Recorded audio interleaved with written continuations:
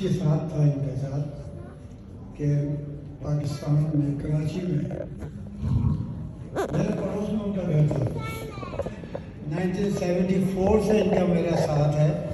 اور ہماری باجی آسمان، باجی سن رہی ہیں آپ؟ ادھر مجھے پہچانتی ہیں کہ نہیں؟ ادھر میں کچھ بول رہا ہوں آپ کے لیے. باجی آسمان 2 گلی چھوڑ کے ان کا گھر تھا. ہم چھوٹے تھے جب سے ان کو جانتے ہیں. اور یہاں جب یہ آئے قاسم بھائی تو بس ان کو ہمیشہ میں نے ان کے دانت دیکھے ہیں، مسکراتے دیکھے ہیں.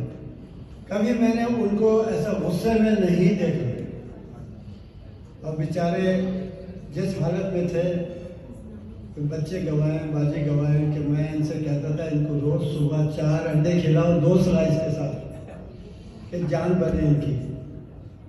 اور دوسرے دن جا کے پوچھتا تھا، ابھی ادھر بھی میں پڑوس میں قریب ہی رہتا ہوں ان کے، تو میں ان سے جا کے پوچھتا تھا بھائی کھایا کہ نہیں کھایا. اب مجھے نہیں پتا ہاں یا نہ، یہ لوگ بولتے نہیں تھے کچھ.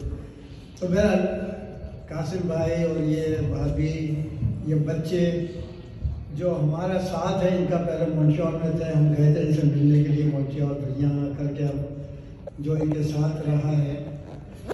قاسم بھائی کو تو میں بھول نہیں سکتا. اتنا زندہ دل آدمی.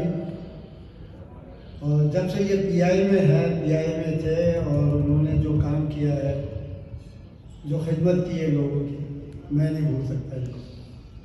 قاسم بھائی اللہ ان کی مغفرت کرے، اللہ ان کو جنت الفردوس میں جگہ دے. جو یہ انہوں نے جو کام کیے ہیں اور جو انہوں نے دوسروں کے ساتھ، جو ان کا ایک لطیفہ میں ابھی سنانا چاہتا ہوں. وہ جو ہمیشہ لطیفے سناتے تھے جب بھی ہم سے ملتے تھے، تو وہ تھوڑا سا میں لطیفہ سنا دیتا ہوں کہ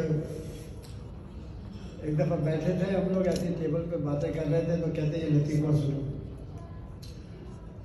انہوں نے کہا کہ گھر کے اندر میاں داخل ہوا، بیوی نے اس کو انگلی سے ایسا اشارہ کر کے بلایا،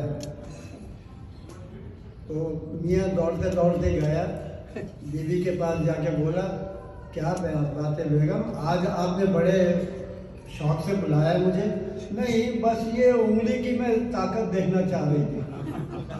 تو اس قسم کے لطیفے ان کے چھوٹے چھوٹے بہت ہیں کہ مجھے یاد بھی ہے، لیکن ابھی یہ موقع نہیں ہے.